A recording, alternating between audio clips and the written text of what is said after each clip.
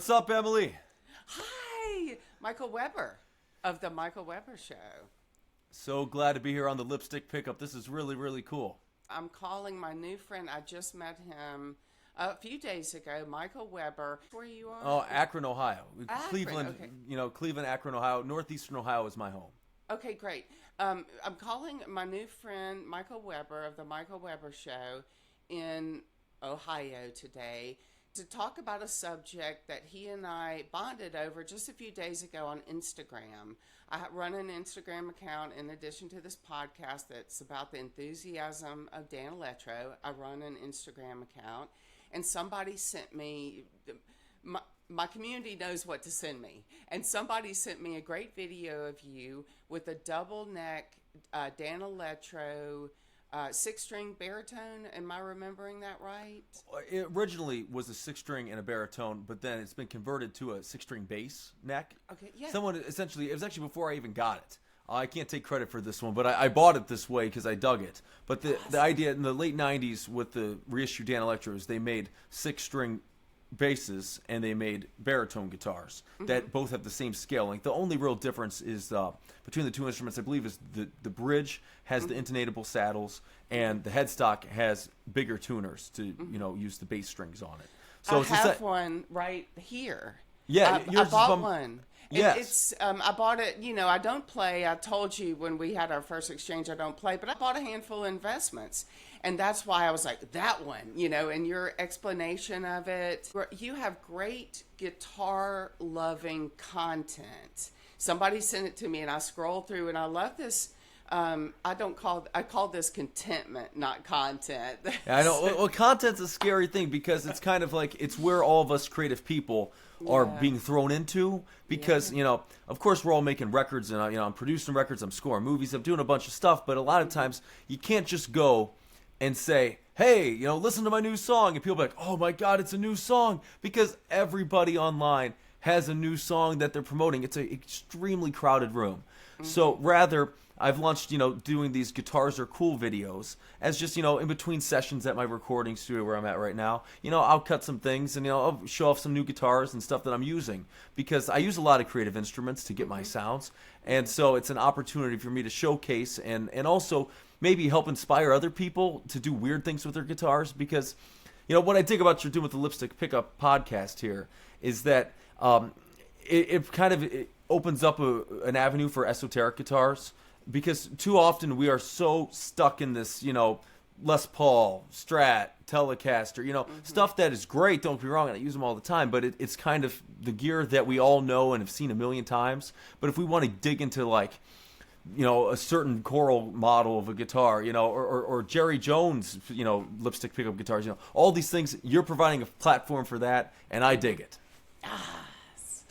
We exchanged a few brief messages, and I immediately told you I want to talk to you. And like all pros that are busy, you said I'd love to, and you said I got a bunch of them. And in a flurry, I've been finding out about you. We're not going to get into it because you've done a bunch of podcasts about all your artistic pursuits. They're out there. You've got a great website, the michaelwebershow.com.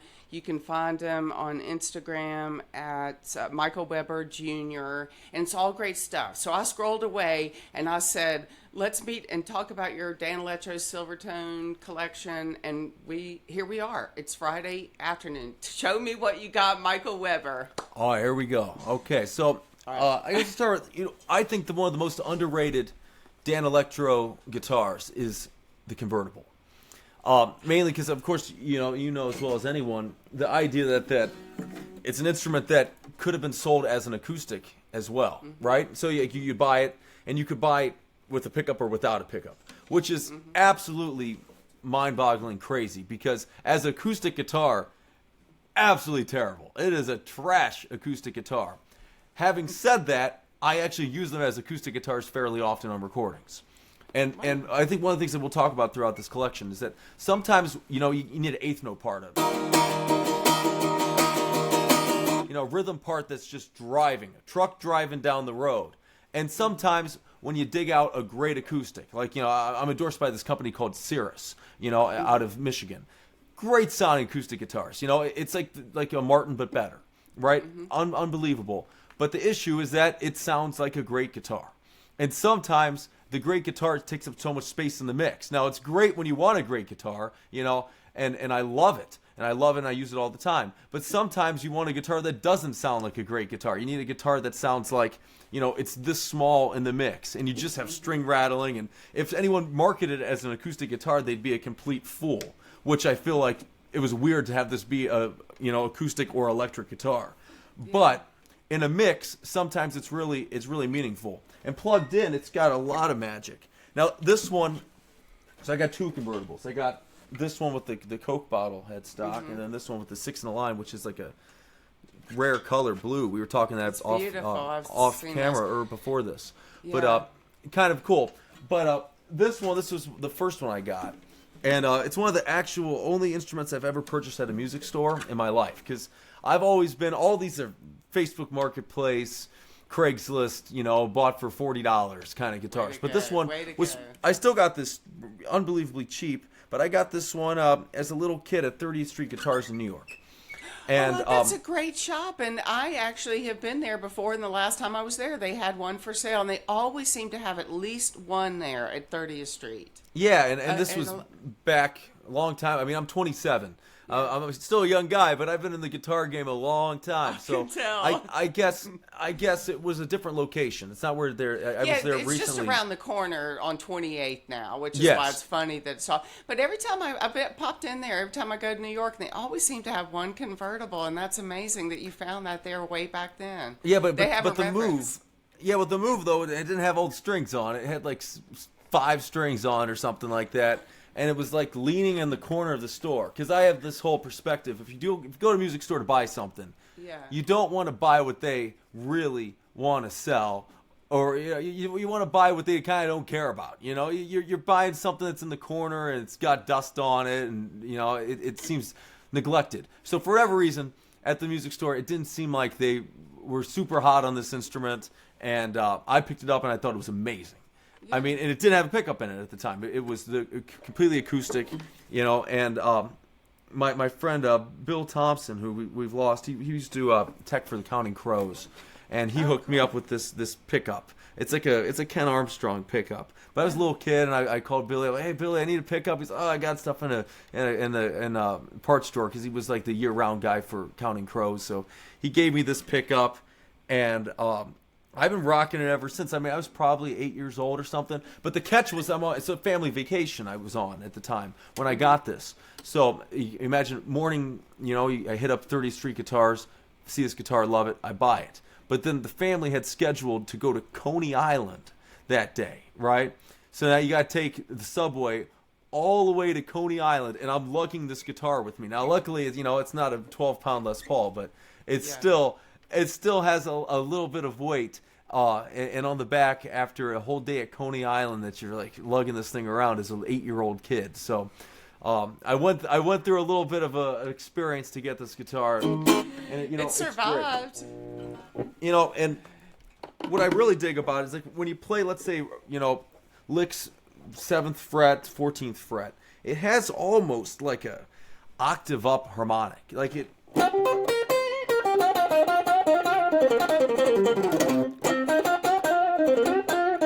You'd almost swear there's like an Octavia on there. It doesn't sound like a regular guitar at all. It's almost like the extra harmonics on the top end are louder than the main frequency. Really cool, you know. And I don't know any other guitar that really does that. Is it a blues machine, or I love the way you're articulating that because I have enthusiasm. It's unique, as humble as it is, you know, as unfancy as it is. It has a unique sound. Yeah, I mean, I dig the blues, and blues is a huge part of what I do as an artist. maybe I would never consider myself to be a blues artist. But I mean, collecting old 78s my whole life and listening to old electric blues from Chicago in the 50s definitely shapes me who I am as an artist. But I wouldn't consider myself to be a blues musician, and nor would any of I don't collect any guitars for the sake of being like, well, this is for this specific genre of music. Oh yeah. I collect guitars for being for my genre of music and how it works for whatever my playing is. Of course, I feel like I have a attack way of playing guitar, and I'm not an extraordinarily legato player, and so the fact that I can, these guitars don't have the sustain for days. We know that for already, but rather there's a ton of bite. I mean, and I dig the kind of garagey feel when I pick these things up. It takes me to a place where I imagine to some degree, you're like a teenager in 1965, and you kind of don't know how to play guitar, but you want to be in the Stones or something like that. So you start your own little garage band, and 3 chords, and it kind of takes me back to that, that imagination. Of course, I never existed through any of that, but that would be my favorite era to ever live within, because it's like it's when playing guitar was the coolest thing in the world. You got to learn how to play Gloria or Dirty Water or something like that. And these kind of instruments just really resonate with that ideology of like, you're a teenager, pick up the guitar, let's go, let's rock and roll. Yeah. And the humility of their price point at the time, they belonged in the garage. Yeah, because they were modest instruments. Have you ever taken the wiring harness of one of these out? No, I don't have those kind of skills, but I know people who are familiar with them. Because I don't have those kind of tech skills. I mean, this one's not stock, but the other one is, and I gotta tell you, it is absolutely wild to see let's talk about it. How primitive it is. Yeah. I mean, of course you can't see it because it's inside the guitar, but I mean, it's shielded with like this aluminum kind of casing that is not even really cut properly in terms of like it's not a rectangular prism. It has all sides that are like, it's so haphazardly put together that when I got this guitar and I pulled it apart, because the reason I got it really cheap is that this person had it in the wrong case, closed the case on the guitar, and the knobs went pushed through the body of the guitar. So that's how it became a $50 holla. And wait, what is this $50 holla? It was probably about $50. I think that's what I paid for it. And so the issue with it is that I had to kind of firm it up a little bit. Gotcha. But pulling the knobs out, or pulling the potentiometers out in the wiring harness, you see what's inside there, and it's like, it looks like a school project. It was really not a fantastic operation in terms of how it was put together, but realistically, the vibe and the energy and the tone of the instruments and the charisma. I don't know, it's kind of crazy to describe an instrument by as having charisma. But these things have a certain kind of X factor that, 1 + 1 = 3. Yeah.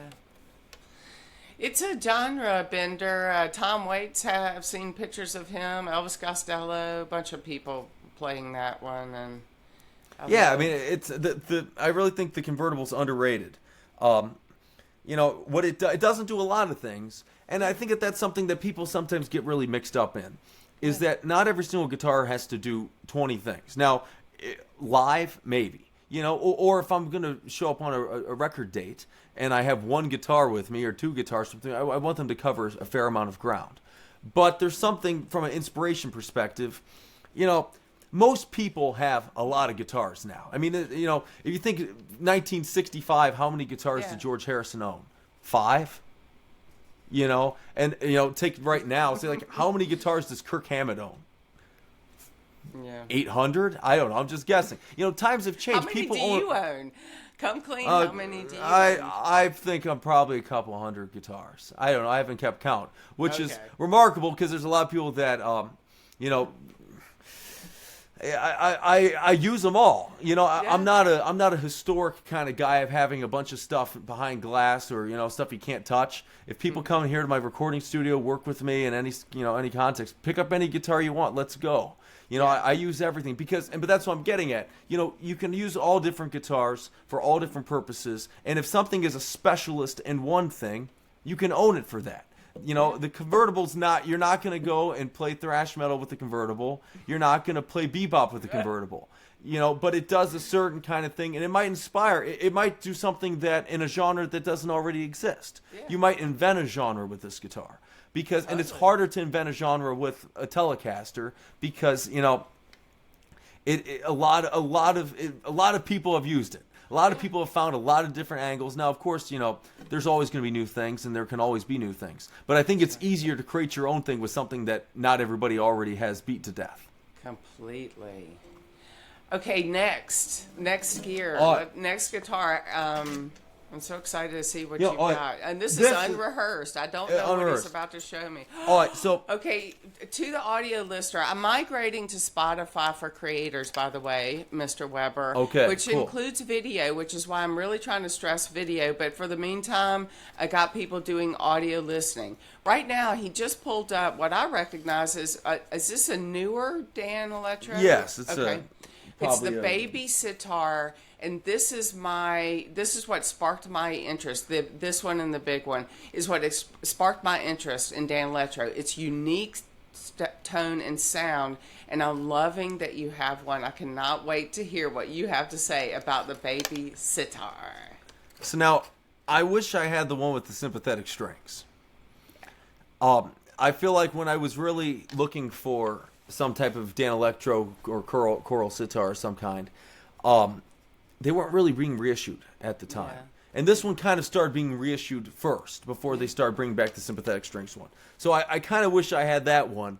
But of course, I use this as an actual sitar, but electric sitar guitar thing, you know, it's sometimes tough to tread new ground with it. Of course, there's been, you know, Eddie Van Halen playing it on Ain't Talking About Love, or Steely Dan's Do It Again. You know, there are atypical situations, but a lot of times I feel like you get into this late '60s, everyone jump on the sitar bandwagon kind of sound, which is cool, but it sometimes paints it in a certain corner.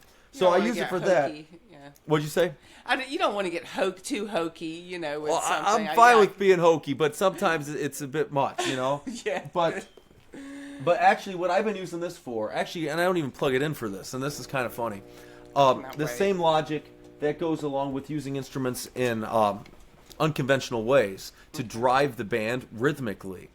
I was looking around, and I was trying to record a slack tune part. You know, pre-drums, when drums weren't allowed at the Grand Ole Opry, and someone's got to play, you know, a driving drum part, but you don't have a snare drum, so you got to do it with an acoustic guitar. You know, people were putting a couple dollar bills in between the strings to get that sound. And I was thinking about that, and I was looking for an acoustic guitar, but then I saw this thing.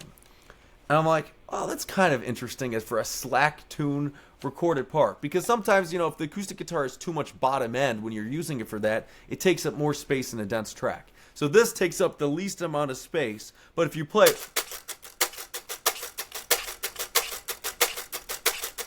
Right, it's like almost a percussion instrument, especially like put a condenser mic right on the strings of this guitar.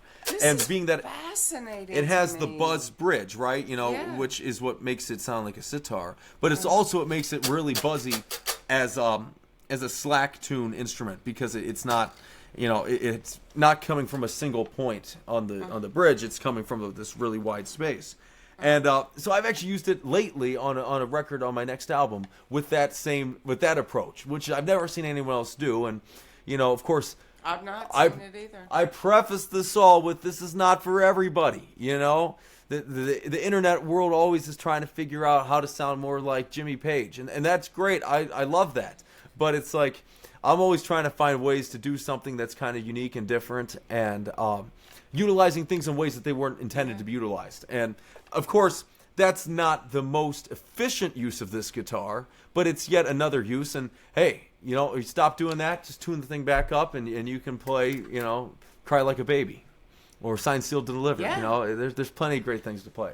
Now, my other thought about this guitar that's worthy of being shared is that look, I got a shub capo behind the nut, and it's because for whatever reason, this guitar is like so little break angle on the headstock of this thing.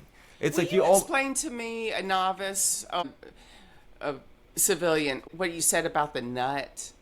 You said the break point? What does the break that mean? angle. It's a very... break. The headstock's really not pitched back at all in this, right? This guitar really could use a string tree, and it didn't come shipped with that. I didn't really want to modify it, so I just kind of put a capo behind the nut as, you know, a makeshift string tree for that purpose, so that there's enough break angle, because it was really buzzy in a non-intended way. So that's one design flaw with this guitar. But otherwise, you know, for what it is, it's funky, it's cool. I wish I had a Jerry Jones sitar. I think that's what's behind you right now. Is that true? I have a Belzuki. I have 2 Jerry Jones baby sitars, and I also own the Jerry Jones Master sitar, which I have now loaned out to my Airbnb guests. It's a long story, but I have three sitars. That was what made me fall in love. And I bought the Jerry Jones because he's from Jackson, Mississippi. That's my hometown. And he built them here in Nashville, where I am here in Nashville. And so I said, that's the one I want. I felt like it had some lineage. They've become so expensive. All the Jerry Jones stuff is so coveted. And I got to tell you, one of my buddies I used on his record, his Jerry Jones 12. And I gotta tell you, I got a lot of 12-string guitars, and I've played a lot. It beats my electric 12. It beats my 360 12 Rickenbacker. I mean, it is truly a fantastic instrument. I have taught to many guitar players with great opinions that have the same one. Eric Gamble. You know, you may know who he is, you may not. You're a real generational bender. You work with people of all ages, I've noticed. But he also swears by the Jerry Jones 12-string. He played it when he was with Steve Earle and the Dukes. And he said, when I was on the road, I needed a 12-string. I had to have a Jerry Jones. So I love the Steve Earle records. And I feel like there's a lot of twangy parts of all different kinds that the lipstick pickup kind of helps, you know, with those kind of, you know, love that stuff. Yeah. So that's kind of this deal. So great. Wow. Okay. I'm going to talk about this guy. You're not going to believe this, but for the audio listener, Mr. Weber. Oh, you got the bass. Wow, look at us. We look like we could be a garage band in 1966. I bought it off of Craigslist. How much? I'd be ashamed to tell you because you would say I paid too much, but I paid $5.50 for it. Oh, that's good. Yeah, I bought it from a guy who scavenges. He works for Guitar Center, and he explains about how these Guitar Center can't make. They sell used instruments, but they can't make money on Silvertone and old Dan Electros sometimes, which is why they're often sitting in a corner at places like 30th Street because they were inexpensive to begin with. They're inexpensive now. Sometimes that means there's not as much of a profit margin. Anyway, misunderstood. That's cool. Tell me about yours because I bought it kind of on a whim when I saw it because this one was right before Dan Electro was about to go under, and that's why I wanted to have it. So that's this silver. When I say Dano, you know, Silvertone, same thing. That's why I wanted to have it. So I want to hear about yours. That's a beauty. Yeah, I mean, it's funky. I bought it on Facebook Marketplace.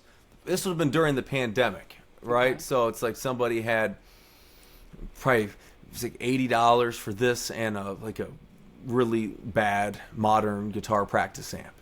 And so, of course, that's when I say, I'm on my way. I'll give you $100. I'm on my way, right? So you always offer more than they're asking just so that it pushes you to the front of the line and hopefully wards off other people that are also trying to get it, you know. So, you know, I'm in the car getting it, driving, and when I got it, the neck was so dried out that the fret sprout was brutal. I was actually using this guitar. I actually used it on a couple tunes. I did Will you tell me what it is, also for me, but also the audio listener? I can see what it is, but it's the Silvertone. Oh yeah, we never even mentioned what the guitar is. Yes. Yeah. It's I think it's like essentially the Silvertone version of like a choral hornet. Probably. Yeah. That's it's what branding. I believe. It was a branding thing. Yeah, you're right. And but I think yours is 2 lipsticks, and it's the guitar, right? Yeah, it's a guitar. Yeah, it's 2 lipsticks. It's got the tortoise guard on it, which is actually made of the same material as like Fender guards of the 6. My P bass is in the other room has the same. Looks so cool. Which is crazy because I gotta say, I mean, if you had a sheet of this, of this plastic, the celluloid of this pattern, you'd be a rich person. You'd be a rich person because it's just so hard to come by. You can cut this thing up, make Strat pickguards, and sell them for $400 a pop. You know what I mean? So it's got the same material that the Fenders did. The whammy bar on this thing is the most useless thing I've ever experienced on any guitar. I mean, it is pathetic. Check this out. My idea, it must have been that they just like wanted to have in the Sears catalog showing that it has some type of, vibrato system of some kind. I mean, it's like there's a spring somewhere in the backside of it, but it is just, you really have to yank it so unbelievably hard to get anything out of it. It's really just a bar that's attached to the bridge, and you're just flexing it. It is as primitive as it gets. But this guitar, as a rhythm garage machine, it's got so much bite and so much attack. It's like...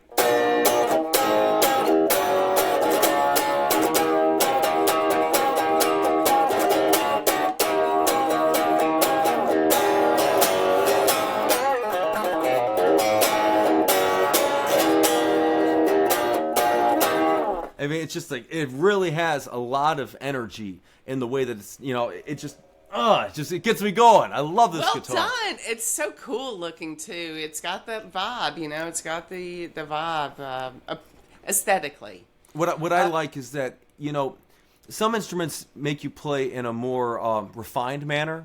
Mm-hmm. You pick up a super Strat or something that's designed to play guitar really, really efficiently and effectively. And sometimes that it makes you play different licks. Maybe you're now playing stuff that's it's just more refined. But something like this makes you play more unrefined. Yeah. And on a certain type of record or, a certain type of sound that you're trying to get, a more unrefined instrument can get a punk sound out of you that you wouldn't have otherwise. And this really does that, because you're not going to go and play, you're not going to rip off Larry Carlton when you're playing this guitar. It's just not possible, because you're never going to go down that pathway. But if the idea is to play some like garagey, post-punky kind of stuff, whatever your own thing is, but just it veers the needle a little bit in the direction of you playing in a less primitive way. It still sounds like you, but it's a version of you that's just a little bit more edgy. Have you used it in recordings or anything like that yet? When I first got this, it was so brutal to play because of the fret sprout, like I said, that I actually used it anyway. I used it on... Way to go. Yeah, I used it on a documentary score that I did. It was a documentary of Trini Lopez. I read about that. And I used this guitar on that because there was a few tracks on the soundtrack that they were looking for, like, really old school 60s kind of twangy stuff. Mm-hmm. And this really encapsulated that type of energy. There's a few things I use this in conjunction with an old Hofner style body, like the ones that they almost had like vinyl. It's covered in vinyl. Also a very quirky vintage guitar. And the tandem of those two guitars made it on a few cuts on the few cues on the Trini Lopez. It's called My Name is Lopez. It's the name of the documentary. So I used it on that. But it'll probably wind up on some of my upcoming records. Now all this stuff is here at my studio. This was at home, so now I'm not going to take it home. So it's going to get in the higher in the batting order now. Right on. So what else have you got? Well, I guess let's talk about the double neck, because that's kind of what started this thing right here. How I found you. Yeah, exactly. I've got my own. I bought from a guitar player named Pat Lyons, who has a busy career in what I would call the very legitimate country and western sound, and he uses it for the tic-tac bass sound. And anyway, I bought it from him. That's the lineage of mine. Yours is beautiful. People really love that silver burst, is what they call that finish that you have. Wow. I like I mean, this is cool. I dig it more if it was the copper burst, like the old double necks from the 60s. But I mean, it's all right. I mean, I'm in it for the tone more than anything on this, just because it's it's really effective to be able to switch from neck to neck and have them both be in the same key. That's the problem with the baritone guitar is great version, but it's just redundant. Because if you have a guitar that's in B and another guitar that's in E, they're covering a lot of the same ground. Yeah. But this goes way deeper. That means it's the same logic where I'm not a huge fan of just solely playing a bass 6 in a band. Because you got to play high sometimes, and you really can't get there. The bass 6 neck can't take you there all the way if you're going to try to use it as, to me what a baritone guitar is supposed to be. If you have a bass, and if, let's say, the regular guitar is called a tenor guitar, and this, I understand that there's a real thing called a tenor guitar, but in this classification, if you're going to sit between the regular guitar and the bass guitar as a baritone guitar, you can do some great things. But if you're just playing a bass 6 while another guy's already over there playing a regular bass, you're fighting in a lot of the same frequencies. Now this, as a double neck, works fine because now I can be low, but if I don't have to be low, I can be over here. But if I want to be high, I got all this room here. And as a double neck, it's got more frets on it than the EDS 1275, right? So this can really, it can take you there. You can scream on this thing. And I absolutely love this guitar. Okay, where did you get this one? How did you acquire this one? I don't even remember. I've had this a long time. I've had it long enough. There's a flight case back here that I actually made. I even made for it as I was a little kid. I made it with my dad, because it's. I got it. It had no case, and so I had this flight case that it fit in. Of course, it's very, very heavy, and this is not really much of a gigging act for me, which is kind of funny as a double neck because I feel like double necks are made for being on stage. Why else would you have one? But it's you kind of... You pick them up and the crowd goes wild, They love them. They eat it up. But I love the fact that you don't have to transpose between necks. So if you're going to play something, I mean, if I was to use this more live, I'm always a little questioning. Is the double neck guitar a little presumptuous? What's your take? I think my research in Dan Electro has made me appreciate why they did it in the early days. They were doing all kinds of great things. And like a lot of people, I'm many years older than you, but I responded to them on stage and concerts. And I have a reverence for them. I think I love the way people respond to them, but people have also done very cool things with them. Well, because, I mean, at the end of the day, it's kind of a country and western thing more than at the beginning. When you start going like Mosrite's double necks and stuff like that, they were all played by country and western players. And then, of course, by the time you get into the 70s, then you have like Rockstar double neck. You have Jimmy Page and you have Don Felder and Alex Lifeson, people like that doing it. But and I feel like because of that, it's become a trope. And I want to undo that trope of the double neck guitar and just say like, it's sweet. I'm on your team. It's sweet. We don't have to. We don't have to. Especially because this is not a 12-string, 6-string double neck. This is a different thing. So this is uncharted territory. But what I'm getting at, when you're playing it, if you're playing, in the key of A down here, you don't have to transpose and be like, okay, well, this is tuned B to B. So to get to what I'm thinking about being. An A. I gotta be here over here on the I gotta be here on the 10th fret. If you're playing on a B to B baritone, But the logic of with it being E to E and this neck being E to E and an octave apart from each other, you can just rip all over the place, switch back and forth mindlessly, and just really show off. And that's what I dig about this, because you have a whole extra octave of real estate to work with that you wouldn't otherwise have on a single neck guitar. Okay, apologies for my dog barking. Let's drown her out. Play that thing for me. Play that double neck for me. Doing something.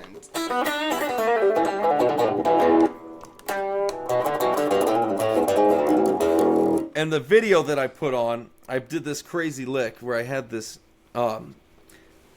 string attached to me, because it dawned on me that this only has a two-way switch to toggle between the necks. Mm-hmm. So I'd have to pull it off, I'd have to play this lick.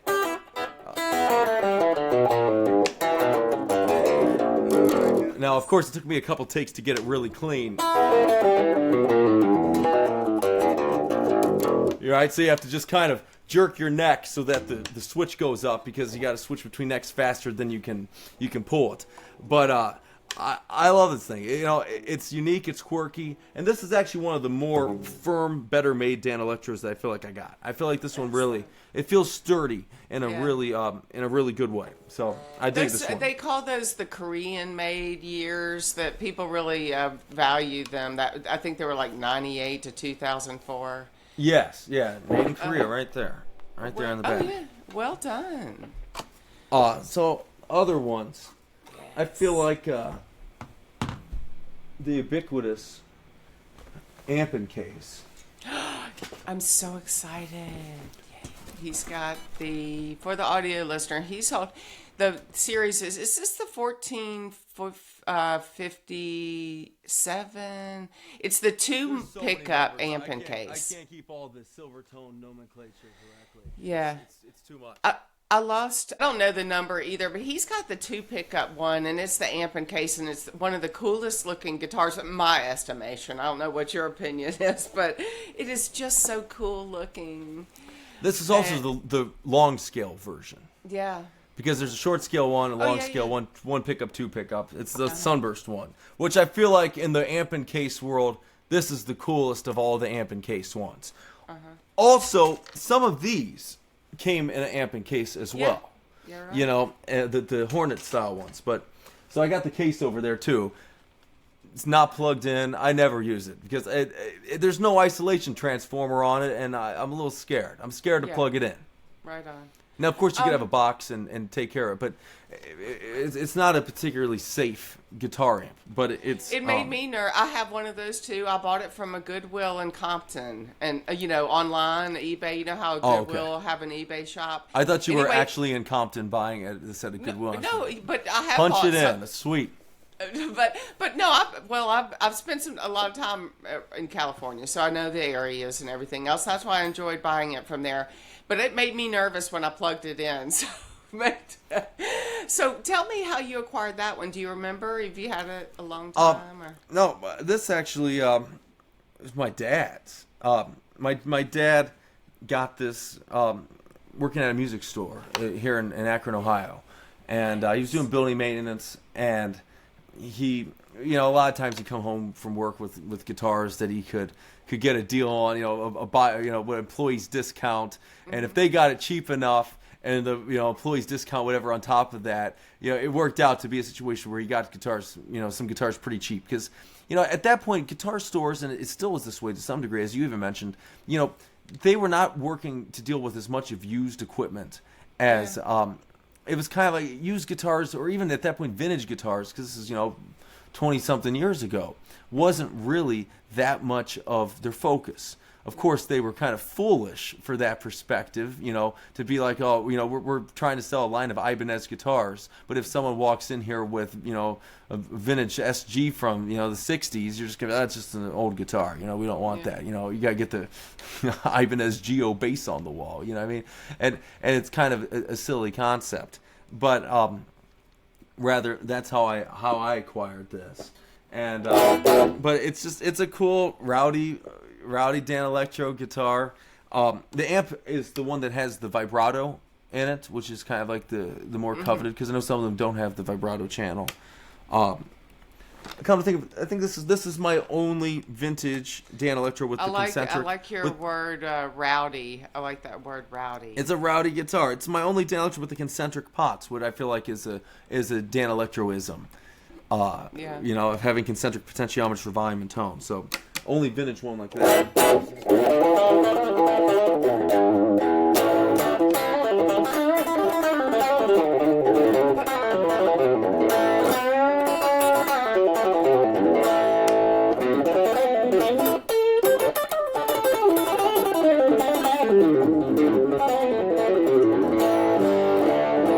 When I plugged this in the first time, I haven't played this guitar in a while, and I plugged this in just before this, and I was really awestruck by plugged into this Silvertone amp with the Dan Electro dirt pedal. I'm going all out Dan Electro right now. What What is right? a Danelectro dirt pedal? What does that mean? It's just like- Is it's that just a a- vintage effects or? No, it's probably 90s. I just had it laying around. I was trying to find a way to have a fully, when I was leaving to the studio and I was trying to just round up some equipment for this podcast. Right on. I was like, I got to find something, an amp to play through. I'm like, it'd be great to play through the Silvertone, I don't even know what model it is. It's the lowest of the line. It's kind of like a Fender Champ circuit of sorts, but I have a couple of them.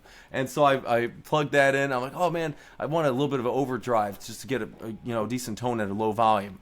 And it would be funny if I could find a Danelectro effect. Of course, they made the ones that have like the food references, right? You get like a French toast, or you get all those ones. But this is called the Cool Cat, and I don't know I don't know how I acquired it. Guitar pedals are the kind of thing sometimes that I come by, and you kind of blink, and next thing you know, you got a couple hundred guitar pedals laying around. And it's like, I don't know where they all came from. It's just that they appeared in my life, But I played this guitar and I said, "Damn, this thing sounds great." It sounds great in your hands.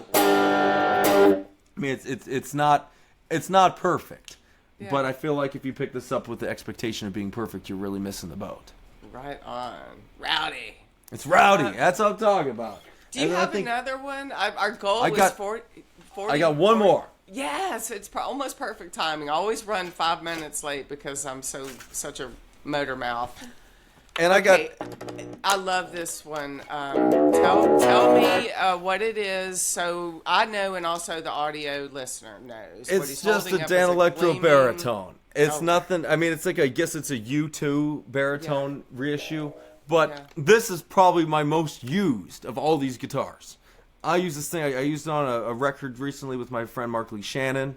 I've used it on tons of stuff. I used it on my own record. On my latest record, it's on a song called Pure Adrenaline. I love there's it. I love it. there's so many avenues for the baritone guitar to be used, and it doesn't like live up live all the time. It's crazy because I used to use it more live, and live now I use a Fender Bass 6 with like a baritone setup, Fender Bass 6 a lot more, just because it's a little bit sturdier and it can take the beating a little bit better.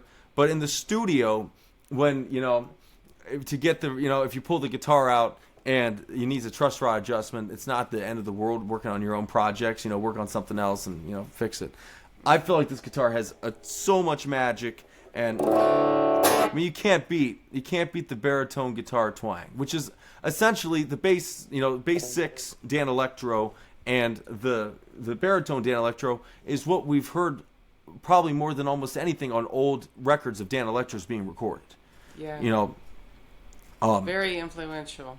On so many great like L.A. Wrecking Crew records, playing. There's so many great licks. So, but.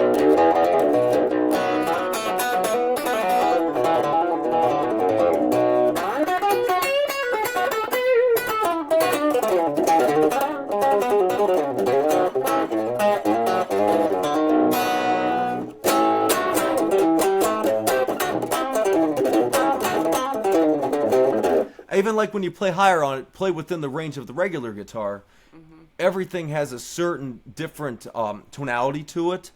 Yeah. The character of each note feels just huskier than it would be if you were playing it on a conventional guitar. Now, part of that's it's got a wound third string on it rather than a plain third string, but it has something that's special. And I use this all the time because if you think transpose wise, you're in a band, someone's playing a D.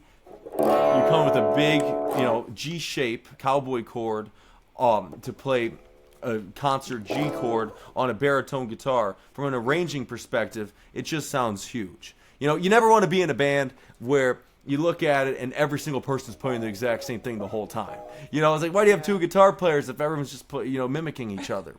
And so I dig the idea, if you're going to play something, you're going to play along another guitar player, or you're going to record stuff in the studio as a guitar arrangements, you got to find ways to build this pyramid. Where you have bass on the bottom, and you have guitar, maybe you have lead guitar parts on top. In the middle section, between guitar and bass, a lot of times I feel like you need something for some girth. And this provides that type of just huge girth. I mean, what I also do a lot of times is I'll double this baritone with just the G string on a P bass. And if you played the same part on both things, the P bass, of course, is a lot fatter with flat wounds on it. But if you play the same part on this and just the one string on the P bass, you get the twang and attack, and you get the girth of the P bass, and you put those two things together in the studio, and it's just an absolutely mammoth sound.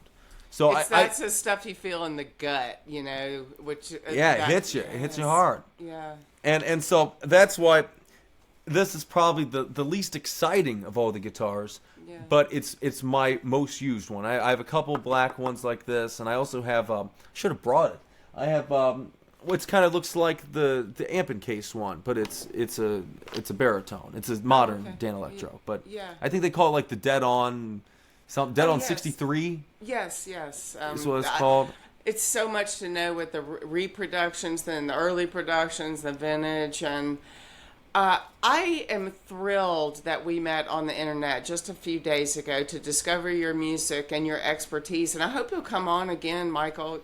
I'm all about it. But who knows? You know, have me on another year, and I'll probably have a whole other collection of Dan Electro guitars that I found in people's basements. So he's got great content, and I love your academic attitude toward the tone and historic appropriateness. You really know what you're doing, and this film and composition and all this other stuff. And it was way above my pay grade, but you talked to me anyway, and you broke it down for me. So thank you. No, I dig your energy, and I think what you have of curiosity is one of the most important assets that anybody can have in this world. Is being curious, a curious mind, and trying to learn about stuff, and being inquisitive is really cool. And your knowledge. I mean, you got the Vinnie Bell record on the wall behind you. That's pretty cool.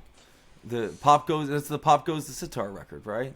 This one is actually called the Big 16 Favorites, and this one is a little rarer, and a friend of mine gave it to me as a gift. And I've been learning as a music lover, and I loved your music, what I heard, and I appreciate guys as talented and as experienced as you, of any age, giving me the time to break this stuff down for me, and I appreciate you very much. Well, I had to be on your podcast once after I saw that John Cowsill was on it. I had to get on it. So he was a pleasure to talk to. Just as charming and knowledgeable as you. So and he's twice your age, but that's what the genre, the generation bending's all about. Thank you for your time today, Michael. Thank you so much. Okay. Really appreciate it. Thank you, Lipstick Pickup World. All right, thank you. This is Emily Walters with the Lipstick Pickup with Michael Weber from the Michael Weber Show. Thanks. Thank you. Two. Stop it, Emily. If you hear excellent tone and the sound of birds chirping, it means you've made it through an entire episode of the Lipstick Pickup podcast. You're as free as a bird now, but I hope you'll join me again soon. Comments or questions? I can be reached at emily@thelipstickpickup.com.